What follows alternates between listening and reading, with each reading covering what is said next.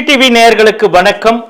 தேர்தலுக்கு பிந்தைய கருத்து கணிப்பு கோட்டையை பிடிக்கப் போவது யார் நிகழ்ச்சிக்கு உங்களை வரவேற்கிறேன். ஒவ்வொரு சட்டமன்ற தொகுதியாக பார்த்துக்கிட்டு இருக்கோம், மாவட்ட வாரியாக அதில் இருக்கக்கூடிய சட்டமன்றங்களை பார்த்துக்கிட்டு இருக்கோம். அந்த வகையில் கிருஷ்ணகிரி மாவட்டத்தில் இருக்கக்கூடிய சட்டமன்ற தொகுதியை நம்ம பார்க்குறோம். கிருஷ்ணகிரி மாவட்டத்தில் இருக்கக்கூடிய ஊத்தங்கரை தனி தொகுதியை பொறுத்தளவு யாருக்கு வெற்றி அப்படிங்கிறத பார்க்குறோம். 2021 இங்கே டிஎம் தமிழ்செல்வன் அதிமுக சார்பாக போட்டியிட்டு கிட்டத்தட்ட 52% பெற்றுதான் வெற்றி பெற்றார். 78.99% வாக்கு அந்த நேரத்தில் பதிவானது. தற்போது 2026 தமிழ்செல்வம் அதிமுக சார்பாகவும் குப்புசாமி காங்கிரஸ் கட்சியின் சார்பாக போட்டியிடுறாங்க.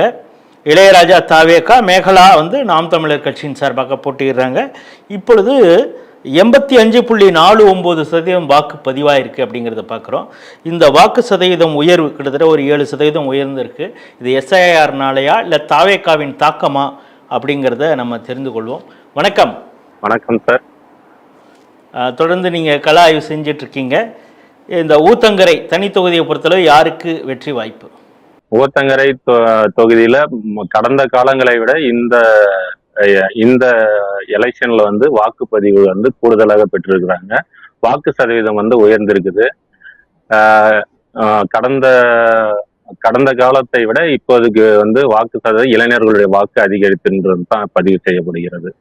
அதே போல என்டிஏ கூட்டணி சார்பாக தமிழ்செல்வன் அவர்கள் அதிமுக வேட்பாளராக போட்டியிடுறாரு. அவர் கடந்த முறையும் எம்எல்ஏவாக சிட்டிங் எம்எல்ஏவாக பணியாற்றி வந்திருக்கிறாரு.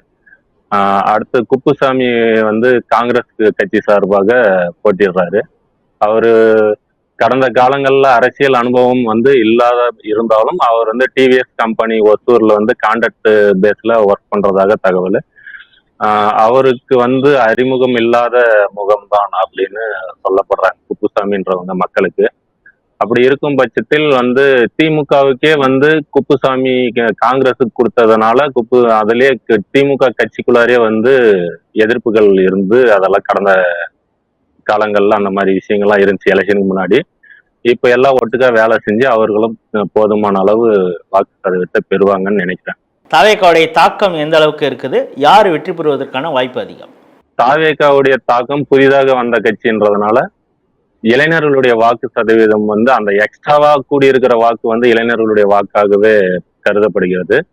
அந்த வாக்குகள் அதிக வாக்குகள் வாங்கினது முதல் ஓட்டு போடும் இளைஞர்களுடைய வாக்கு சதவீதமாக கருதப்படுகிறது. இப்போ யாருக்கு வெற்றி வாய்ப்பு? தமிழ்செல்வனுக்கா குப்புசாமிக்கா? தமிழ்செல்வன் என்டிஏ கூட்டணி சார்பாக அதிமுகவில் போட்டியிடும் தமிழ்செல்வனுக்கு தான் வெற்றி வாய்ப்பு அதிகமாக இருக்கிறது அந்த தொகுதியை பொறுத்தவரை. வெற்றியாக இருக்குமா இல்லை ஒரு டஃப் ஃபைட்டு இல்லைன்னா இழுபறி அப்படிங்கிறது மாதிரி இருக்குமா? தமிழ்செல்வன் எம்எல்ஏ ஊத்தங்கரை தொகுதியில கண்டிப்பாக வெற்றி வாய்ப்பு சூடுவார். காங்கிரஸை விட அதிக வாக்குகள் பெற்று அவர் வெற்றி பெறுவார் ஊத்தங்கரை தொகுதியில்.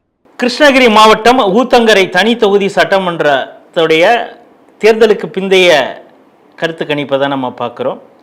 இந்த தொகுதியில் இளைஞர்கள் ஃபஸ்ட் டைம் ஓட்டர்ஸ் அதிக அளவு போட்டிருக்காங்க. அதுதான் 85% அங்கே வாக்கு பதிவாயிருக்கு அப்படிங்கிறத சொல்கிறாங்க.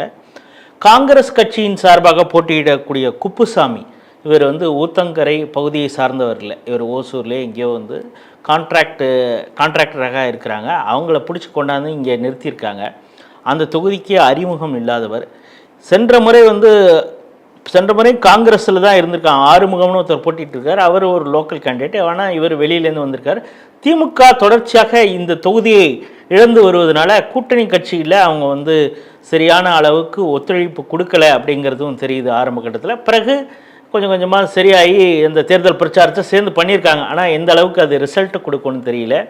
தாவேகா பிரித்த வாக்குகள் இதையும் கணக்கில் வைத்தா தமிழ்செல்வன் மீண்டும் ஊத்தங்கரையில் தேர்ந்தெடுக்கப்படுவார் அப்படிங்கிறது தான் நிலவரம் சொல்கிறது. மீண்டும் வேறொரு சட்டமன்ற தொகுதியில் சந்திப்போம். நன்றி, வணக்கம்.